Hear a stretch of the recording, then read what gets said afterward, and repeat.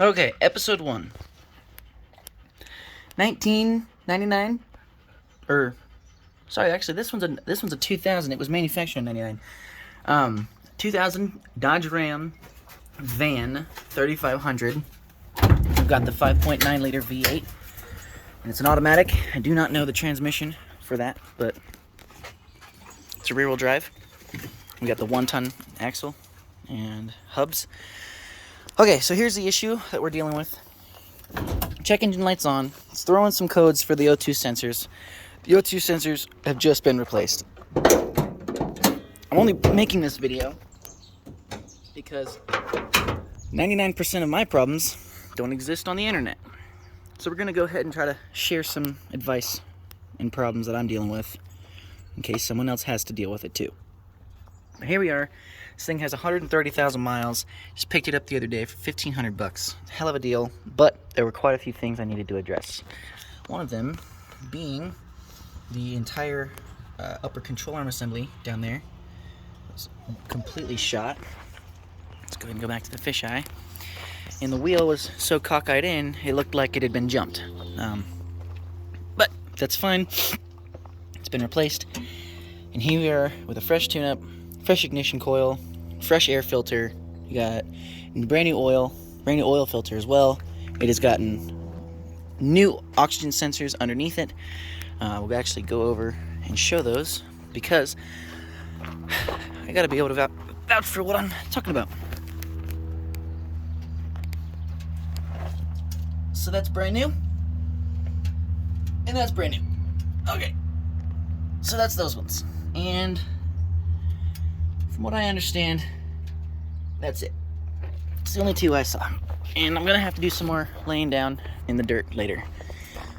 For now, this is just a episode to kind of go over what's going on.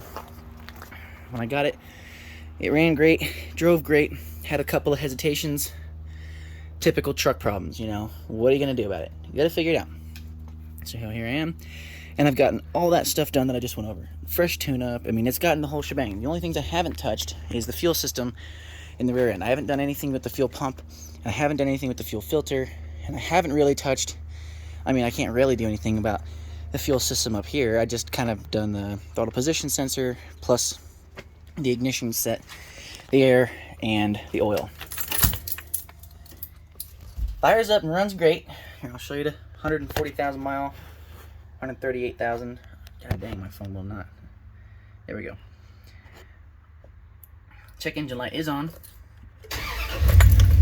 Fires right up. But then here's this really low idle. I'm glad it showed up immediately because it hasn't always done that.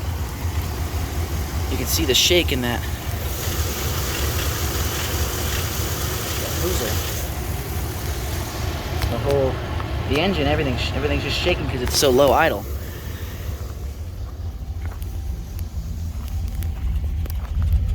It's running,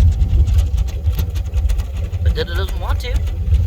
I'm going down the road about 35, and it's like the engine will just stop having the power it was having before, which makes me immediately look back towards the fuel pump because, you know, why is it not being able to come up efficiently? But the guy's telling me at the auto parts store, at least. And I'm not taking it as Bible. I just always go there to kind of get my bearings. But nothing's indicating the fuel pump right now. And the easiest way to check if it was a fuel pump is to run some cleaner through it. And if there's any amount of indication that something's fixed or cleaned, you know, there you go. But what I'm going to go with is some fuses, because that was what he was indicating towards. Neither one of us really know a Dodge Ram van that well, and most of these fuses seem to be in pretty okay shape. So what I'm going to do is, the typical thing I do is, if a vehicle has air conditioning, which this one does, and I know the air conditioning works, so the relay will work, then I can almost vouch that any relay I need to switch places with the AC should work afterwards, and the AC should work with the corresponding one.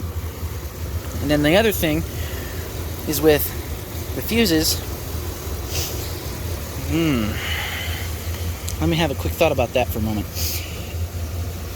Relays are easy to kind of pop around and see what's going on. But if I got a fuse that's blown, there's probably a reason for the fuse to be blown, not just a worn out fuse. It's a low mileage truck. Okay, so yeah, episode 1. We got a problem. And I'm going to slowly diagnose it. And as I do, I will continue to release these update videos and kind of go over what I went through. You know, the thing runs smooth, it runs really good. Got that fresh tune-up, just that brand new throttle position sensor. The hood doesn't line up, but it latches. The bumper looks gross, but it's there.